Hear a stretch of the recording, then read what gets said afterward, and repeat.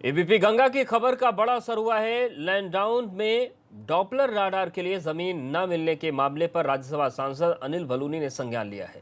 बलूनी ने इसे लेकर रक्षा मंत्री राजनाथ सिंह और पृथ्वी विज्ञान मंत्री हर्षवर्धन से बात की है। बलूनी ने कहा कि उन्हें इसका आश्वासन मिला है कि डॉपलर राडार उत्तराखंड में ही लगे। आपको बता दें कि डॉपलर राडार उत्तराखंड में लगता है तो इससे आपदा की स्थिति में काफी फायदा होगा।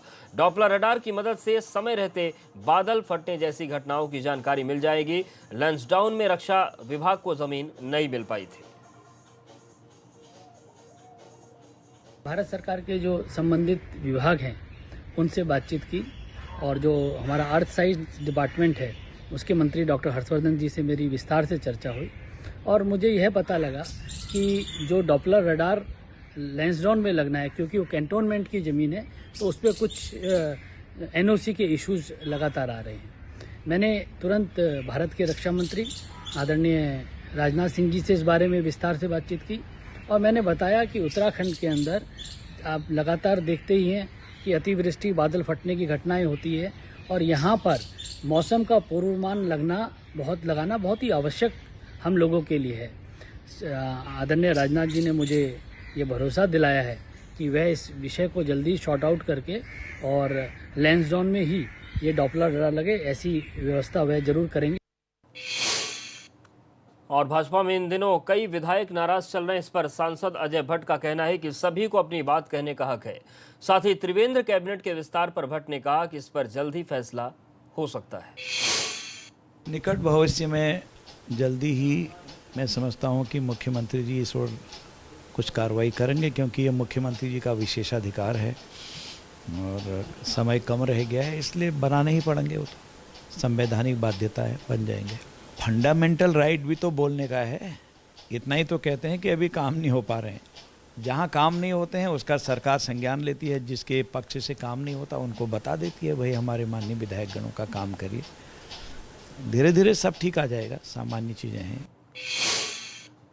उत्तराखंड की भाजपा सरकार प्रदेश में विकास की गंगा बहने के खूब दावे करती है, मगर हकीकत यह है कि धरातल पर ये दावे बेदम नजर आते हैं। हम आपको जो खबर दिखाने जा रहे हैं उससे देखिए और अंदाजा लगाइए कि क्या सरकार के दावे सच हैं।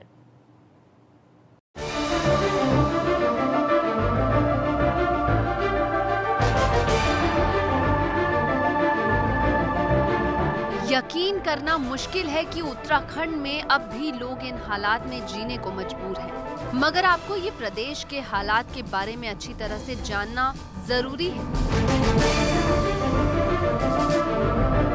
विकास नगर की ये तस्वीर भाजपा सरकार के उन खोखले दावों की पोल खोलती है जो नेताओं के भाषण में हर दिन सुनाई देते हैं।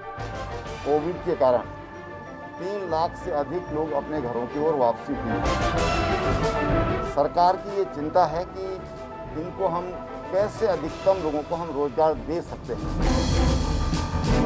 मगर ग्राउंड रियलिटी क्या है, ये आप इन तस्वीरों को देखकर समझिए।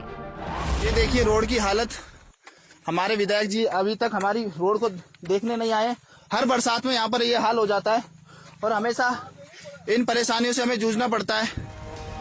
सहसपुर विधानसभा के ढलानी में एक बुजुर्ग बीमार हो गए।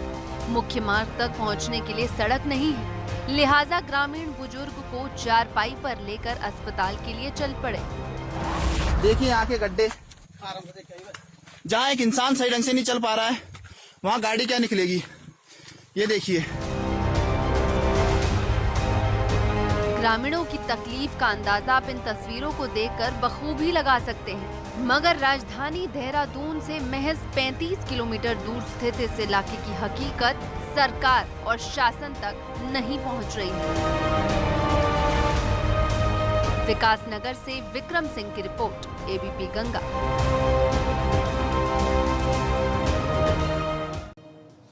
आम आदमी पार्टी उत्तराखंड में सक्रिय हो गई है। 2022 के चुनाव को देखते हुए पहाड़ पर आम आदमी पार्टी के ताबड़तोड़ कार्यक्रम हो रहे हैं। पौड़ी में पुराने जिला पंचायत भवन में हुए कार्यक्रम के दौरान आम आदमी पार्टी के गढ़वाल लोकसभा प्रभारी की अध्यक्षता में 150 लोगों ने आम आदमी पार्टी की सदस्यता ली। उधर श्रीनगर में भी सदस्यता अभियान चलाया जा रहा है। इस दौरान आप नेता पार्टी की नीतियां बताकर लोगों को जोड़ रहे हैं। दिल्ली की तर्ज पर उत्तराखंड में 200 यूनिट बिजली फ्री देने का वादा किया गया है।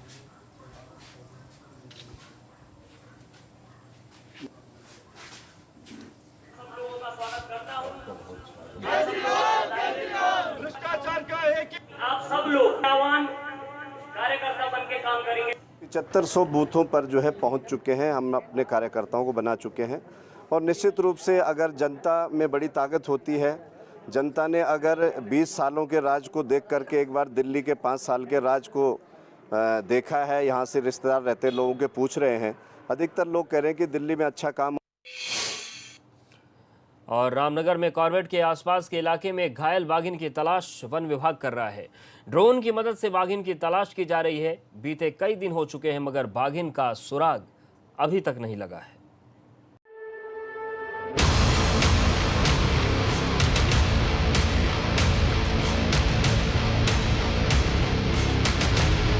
रामनगर के कॉर्बेट इलाके से सटे ग्रामीण इलाके में ये घायल बाघिन लोगों के लिए दहशत का सबब बन गई है। टेढ़ा गांव के आसपास ये बाघिन अपने 2 शावकों के साथ देखी गई, मगर बाघिन की जो तस्वीरें सामने आई हैं, उसमें वो घायल नजर आ रही है।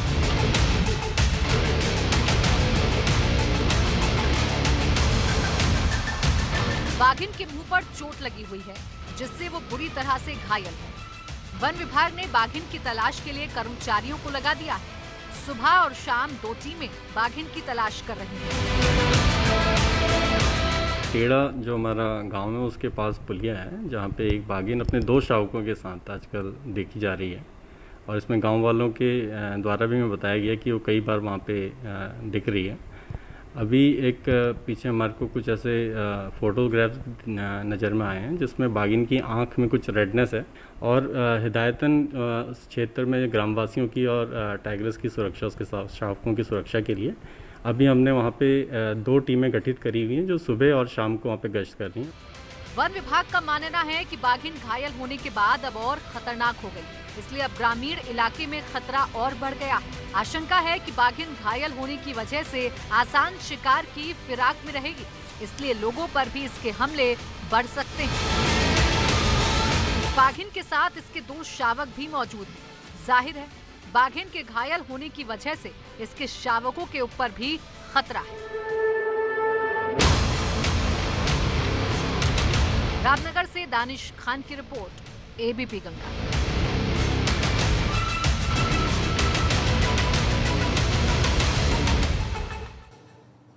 और इस वक्त बड़ी खबर आ रही है, SP railway Manoj Katyal corona positive पाए गए हैं। पुलिस विभाग में कोरोना का खतरा बढ़ गया है। तो लगातार कोरोना का संक्रमण बढ़ रहा है उत्तराखंड में और इन सब के बीच एसपी रेलवे मनोज कात्याल भी कोरोना पॉजिटिव पाए गए हैं। पुलिस विभाग में भी कोरोना संक्रमण का खतरा बढ़ा हुआ है। हरिद्वार के मोती बाजार में खिलौनों के गोदाम में भीषण आग लग गई। आग की लपटें इतनी भीषण थी कि वो दूर से ही देखी जा सकती थी। इस दौरान गोदाम में मौजूद लोगों ने किस तरीके से कूदकर अपनी जान बचाई, मौके पर पहुंची फायर ब्रिगेड टीम ने किस तरीके से आग पर काबू पाया। आग की वजह से लाखों रुपए का सामान जलकर राख हो गया। तो हरिद्वार की तस्वीरें आप देख सकते हैं किस तरीके से भीषण आग लगी। खिलौनों के गोदाम में आग लगी थी और इतनी भीषण आग है कि यहाँ पर सब कुछ जलकर राख हो गया। लोगों ने किसी तरीके से भागकर अपनी जान बचाई। उत्तराखंड से लगती चीन सीमा पर पिछले कुछ रोज में हलचल बढ़ी है। जोशीमठ से चीन से लगती सीमा पर पिछले कुछ रोज में मूवमेंट बढ़ा है। इस बीच वायुसेना अभ्यास भी कर रही है जिससे हैरतअंगेज तस्वीरें सामने आई। तो देखिए लगातार जो चहलकदमी वो बढ़ी है, वायुसेना अभ्यास कर रही है और चीन सीमा पर अद्भुत नज़ारा देखने को मिल रहा है।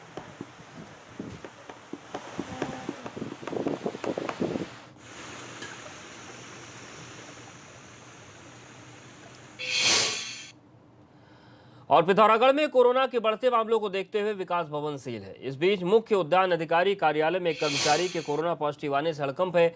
स्वास्थ्य विभाग ने उद्यान विभाग के दफ्तर को 72 घंटे के लिए सील कर दिया है। विभाग के सभी कर्मचारियों की शनिवार को टेस्टिंग भी की जाएगी। सोमवार से उद्यान विभाग को लोगों के लिए खोल दिया जाएगा। कल एक केस पॉजिटिव आने की वजह से उद्यान विभाग को 72 घंटे के लिए सील कर दिया गया है। शनिवार को उनके यहाँ सैंपलिंग करी जाएगी और सोमवार को फिर से जनता के लिए खोल दी जाएगी। जनपद में इस समय 160 केस एक्टिव। और यहाँ पर